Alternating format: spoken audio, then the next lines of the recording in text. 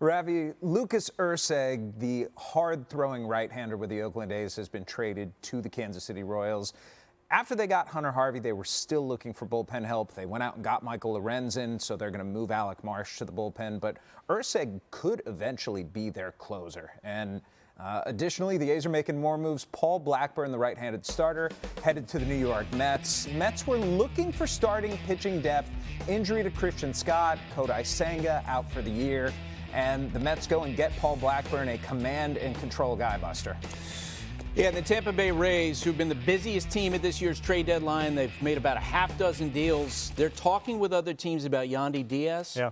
But the message from them is, look, we've already shaped our payroll going forward. We made the deals we had to make. So if you want to trade for Yandy Diaz, you got to make the deal that we want to make. We'll see if they find that before we get to the deadline. All right, that's the Yandy Diaz story. Plenty of time to talk about the teams that have been active, some that have not yet been active. The Garrett Crochet kind of paralysis of the whole starting pitching A-level market, but there has been a move by the Orioles, and it wasn't for Crochet or Skubal that they may have knocked the door on. Instead, it's Trevor Rogers, guys, acquired by the O's from the Marlins on Tuesday.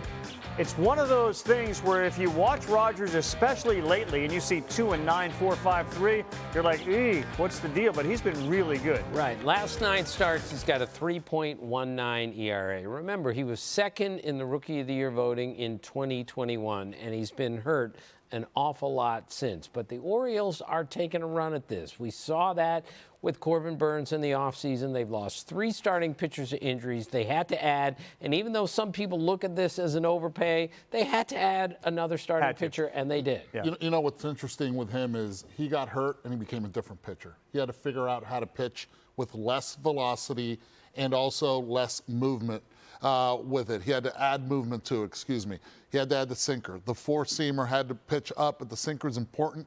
He doesn't get a lot of swings and misses anymore. So he needs his defense to play for him. And I think with the Baltimore out there with that wall, I think it's going to help moving that outfield back.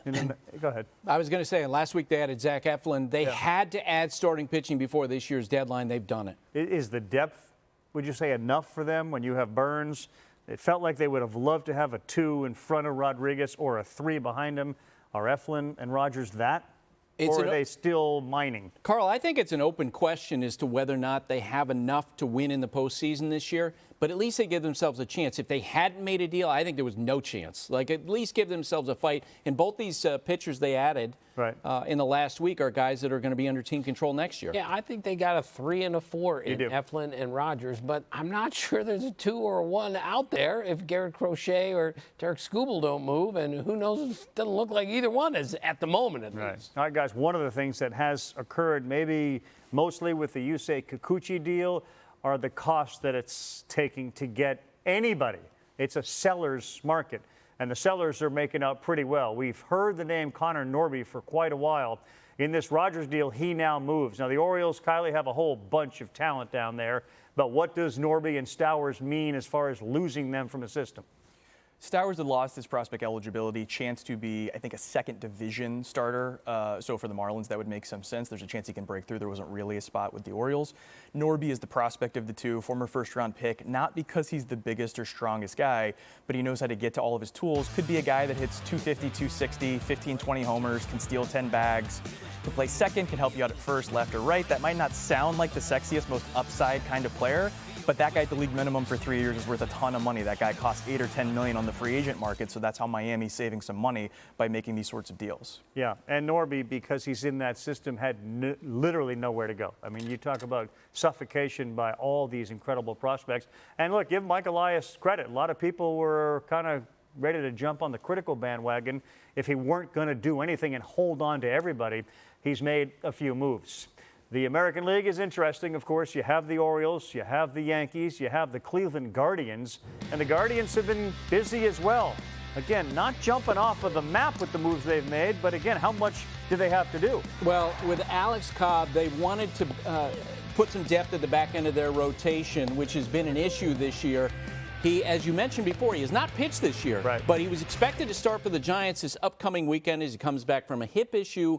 What the Guardians are going to do is give him another start in the minor leagues, another rehab start, and then they will bring him up. Look, the Guardians have had this incredible bullpen, but starting the week, They had 5 of the top 22 relievers in terms of appearances. They want to take pressure off the bullpen, and Alex Cobb, experienced, could do that for them. Give him an opportunity, right? Give him an opportunity to play in postseason. He's a veteran guy. That's one thing that he hasn't been able to do. Pitch in the World Series. Give him that opportunity. I think the Cleveland Guardians also are going for it because they are, yes, the best team in that division. Right, and they see the Twins right behind them, and they see how active the Royals have been, and the Royals have a dynamic offensive team with Bobby Witt rolling things these days. So the Guardians had to do something. They needed a starting pitcher more than anything else, but they also got Lane Thomas to help in their outfield. So it's not gigantic moves, but moves that had to be done. And look, fringe baseball fans will check in, and they would look even at that graphic right there and say, Cleveland, 65-42, best record in American League. There's probably going to be some folks who are a little surprised by that, given the way the Orioles have played, given the attention the Yankees have gotten. It's the Guardians who've been the best team in the American League, partly because of Josh Naylor becoming a star and Jose Ramirez continuing to do things that are just Jose Ramirez-like that you kind of take for granted. A 3-team deal, not easy to pull off, but the Cardinals do get a pitcher that was at least the apple of many teams' eyes, Eric Fetty. They also bring Tommy Pham back from the Chicago White Sox. We'll see the Cardinals Sunday night against the Cubs right here on ESPN. The Dodgers were the second team in this 3-team deal. They pick up Tommy Edman from the Cardinals. He's been banged up, but man, when he played a couple years ago, he was all-star quality. They also get the hard-throwing Michael Kopech from the White Sox. So you can see the two teams that picked up players that can make impacts right away. Miguel Vargas was to some degree odd man out. He never really took off in Los Angeles for as high a prospect as he was, and the status there maybe a change of scene will help. What they do like is Raul Perez and Alexander Albertus. That's what the White Sox got in return. We'll talk more about that in just a bit. We'll bring Jeff, maybe Jesse Rogers in on that from the perspective of the two teams, though. And it feels like, given the Crochet Scooble stuff, the most important piece of that other teams are interested in was Fetty. Yeah, Fetty, and he reinvented himself. He went to the KBO. When he came back, he dumped the curveball that he was throwing before, and he went to the sweeper and to the sinker again, and it worked for him. I think those were the two pitches that really had a lot of effect. He never threw the sweeper before, comes back analytically and deals. So he cannot be judged as who he was before the KBO. He's been excellent for the White Sox. He's going to be excellent as he moves on.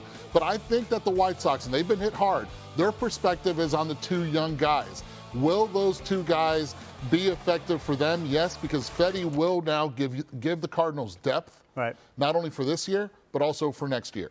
And I'm really interested in Michael Kopech going to the Dodgers. When they got Tyler Glasnow, one of their guys told me this is a match made in heaven. Yeah. The Dodgers are really good at taking someone who's good and getting the best out of them. That is something that could happen with Michael Kopech. He throws 100 miles an hour, had an immaculate inning this year. Maybe they can harness exactly whatever he's missing that makes him a little bit erratic. I love that for the Dodgers because they need pitching help, starting and relieving. Tim, at his best, you know this, Michael Kopech is potentially better than any reliever who moves at this time. The Dodgers just have to unlock that. They seem to have a gift at doing that. And look, we thought going into the year they would have the best bench. That has not been the case. And now you get Tommy Edman, who at some point could be a major factor for them in terms of the depth and how Dave Roberts manages all the positions he can play. And similarly, they're both very tall guys. They both do throw it hard, and they can spin it as well. All right, let's get Jeff's thoughts. Buster, it's a really great point on Tommy Edman and his versatility. He's a guy that the Dodgers have coveted for years. He plays shortstop well. He plays second base well. He plays center field well. He bats left-handed. He bats right-handed. And if he can stay healthy, he's the kind of guy who fits in exquisitely with this roster that the Dodgers have. Mookie Betts is out right now. When he comes back, Edman can shift over to second. On days when Gavin Lux is playing, he can move to center field. And so the fact that they were able to get him is the reason that they gave up the 3 prospects that they did. And I think in the end, St. Louis came out of this deal extremely well. They essentially gave up Tommy Edman and got a cost-controlled starter who's really good for 2 years. And on top of that, Tommy Pham is a rental. Yeah, it feels like one of the critical words of Major League Baseball in 24, partly because of the rule changes and the emphasis on athleticism, is versatility. I mean, you're seeing it everywhere. These teams, guys, want to get players that can play multiple positions and are athletic. We saw it with Chisholm, we see it with Rafaela, and you certainly see it here in this case with Edman. All right, Kylie, if in fact the White Sox did salvage this, what did they salvage with those prospects? Well, we still don't know how Vargas, Perez, and Albertus are going to work out. Vargas has played in the big leagues. We think we know what he'll be, some sort of contributor. Perez and Albertus, both 19-year-old infielders that are in low A, so a ways off. Right now, not in the top 150 prospects in baseball. Perez, more of a power over hit guy with a little more upside. I think he's a little better prospect. Albertus, a hit first guy without a lot of power. More of a third baseman. These guys look like they have a chance to be big league contributors, but because they're so young and so far away, maybe there's more than that. Gives you a chance to dream. Whereas Vargas, we kind of have an idea of what kind of guy that's going to be. Some around the league have panned this as not enough of a return, not as much as, say, Toronto got for just a rental of Kikuchi. We'll see how that plays out. These guys are not current big leaguers, so we don't know yet, but it looks a little weaker than some other comparable trades. Right. TBD. And that could be 2, 3, 4 years from now.